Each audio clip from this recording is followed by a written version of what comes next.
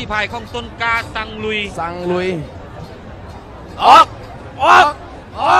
มาแล้วสำหรับท่านผู้ชมคู่นี้เป็นคู่ที่14อยู่ในหอบนี้เป็นหอบห้องสนเลิศเป็นการพบกันระหว่างบริษัทเจ้าล่วงบานนุสวัสดิ์โยทางเมืองขั้วป้องกันแข่งขันพบกับนาวาผ้านักหรือว่าธนาคารและสถาบันการเงินโยทางเมืองซ้ายตอนนี้ปล่อยออกมาท่านผู้ชมอยู่ทางบ้านก็คืออยู่สถานที่แห่งนี้ได้ติดตามรับชมกันแล้ว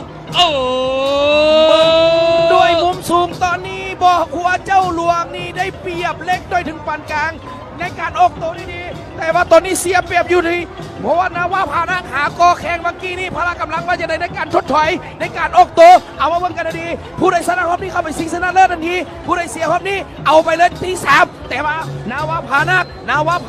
ว่าจะได้ต้นกล้าสั่งลุยแต่ว่าทั้งเจ้าหลวงก็บ่ยอมเจ้าหลวงขอซิงก็เถอะ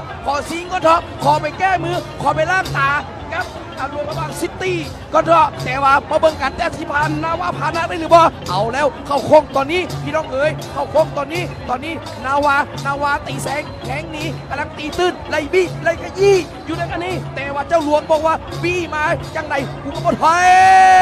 เอาแล้วเว้ยพี่น้องป้องฝ่ายผู้ค้าขายใหญ่เมืองตอนนี้ลูกหูลูกตาตัวนี้ต้องจับจ้องเบิ่งลงมาอยู่ที่ยืนคันเพราะว่าเสื้อสีแดงๆตอนนี้นาวาพานักเริ่มจี้เข้าไปแล้วแต่วันนี้ท่านผู้ชมส่วนว่าเจ้าหลวงจากบ้านโพนนูนสวัสดิ์เนาะกับพยายามตีแห้งแซงหนีเพราะว่ารอบนี้สำคัญพาชนะได้เข้าไปซิงชนะเลิศกับหลวงพระบางซิตี้เอาไว้ว่าตอนนี้ไล่บี้กันแล้วซูซีคุกกี้กันพี่น้องเอ๋ยและตอนนี้บังบอกบ่ถึกกันแล้วพี่น้องเอ๋ยบังบอกบ่ถึกตอนนี้บอกว่าไผยู่จะได้ยับย้ายใส่เสื้อออกไปกันสักก่อนมาเบิ่งคู่นี้นะพี่น้องเอ๋ยระหว่างเจ้าหลวงกับนาวาพานัก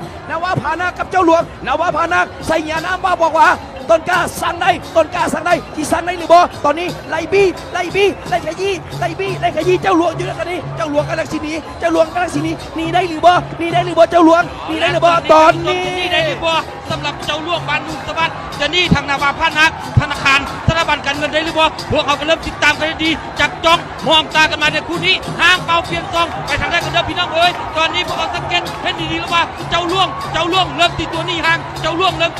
งของทางนาวาไปเล็กน้อยห้าปานกลางแล้วเด้อพี่น้องนาวาจี้นาวาบี้นาวากจี้เจ้าหลวงเจ้าหลวง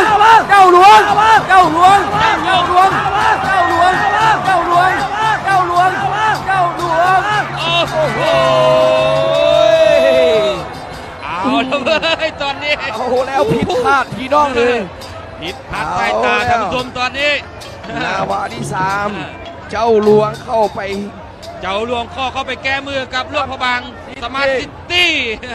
เอาแล้วทึกจากผู้ชมผู้เสียโดยเฉพาะแมน